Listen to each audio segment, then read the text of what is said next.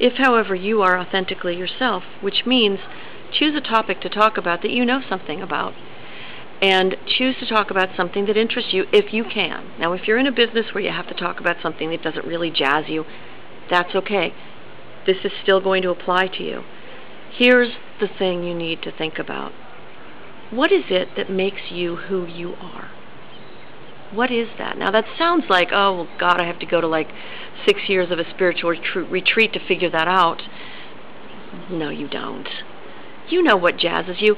Okay, if you are somebody who loves the outdoors, then nature really jazzes you. You are somebody who resonates with what's real and grounded in this world. That's what jazzes you. Now, what good does that do to your speaking? Well, let's say you're talking about chemistry, a chemistry subject. Well, ostensibly that could be very dry.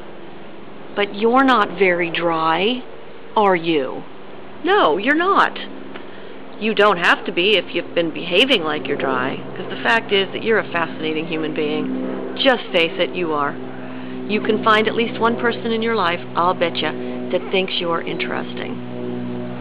So, how do you work that into your speech? The way you work it into your speech is you allow yourself to find ways to express that who you are-ness. Now, when you're out walking in the woods, how do you feel? Free, connected, expanded.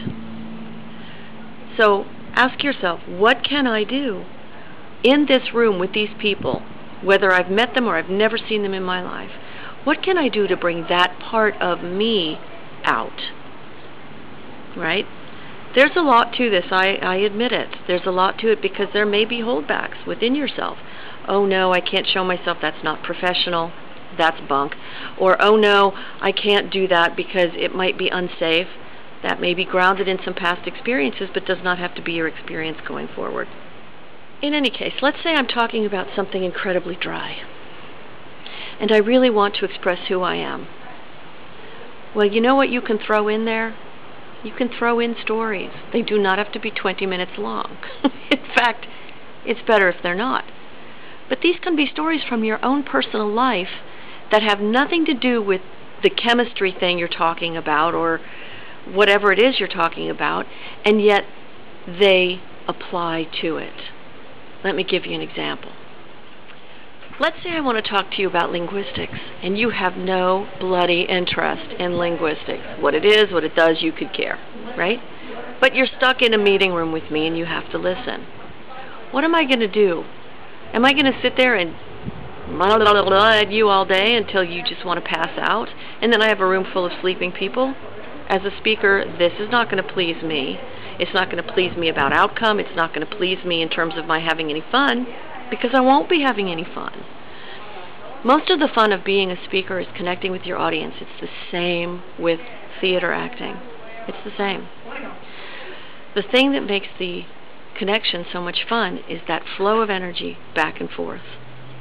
If you're not used to it, once you get used to it, you're going to find that it is the cream in your coffee. Guarantee it. So what do? You tell a story. I'm going to tell you a story about and I'm going to tell you all about sociolinguistics.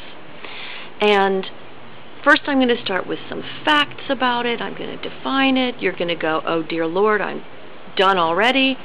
At which point I'm going to put in a story about where I learned linguistics.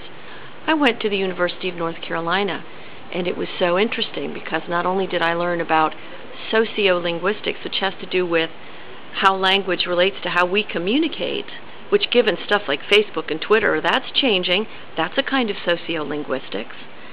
But it was so interesting when I was there. I also learned about how you speak to people who are not at all like you are. And I learned that because I lived right next door to a house full of gay men. They called the place the Castle. Now, instantly, you're going to perk up. Why? Because you like to hear about gay men or places called castles? No. Because it's not dry. It's my personality. It was part of my experience, and I tied in that story to my experience that was about linguistics. I can use that story for a million different things. I can use that story about relationships. I can use that story for a talk about how to open yourself to circumstances beyond your experience. I can use that talk for a million different things. It's the same with you. Start collecting your stories, make them yours, start making those connections to all the ways that you can use one little story, one 1 minute or less story, to keep your audience along the same line with you and beginning to see the true, authentic you, because that is what they're going to remember. In fact, a few years ago I worked for a biopharmaceutical company in Emeryville, California. I don't know anything about biopharmaceuticals. I know nothing. I know less than nothing. But I was required to go to a talk. The man who talked, I will never forget him. He was talking about stuff that I don't understand. I didn't understand it then, and I don't remember it now, but I remember him. And he was such a delight. The entire room was all smiles and happy. And then the next guy got up, and the energy in the room went crash. Because the guy gave facts and none of himself. So forget about worrying about, am I saying etc. too many times. Forget about all of that when you are starting to look at the way that you speak as an authentic, empowered, fun, transformational kind of speaker. Forget all of that when you start. You can't get to the facts of what you need until you start with being comfortable with being who you are openly. That's what acting is about. And that's what being a good public speaker is about.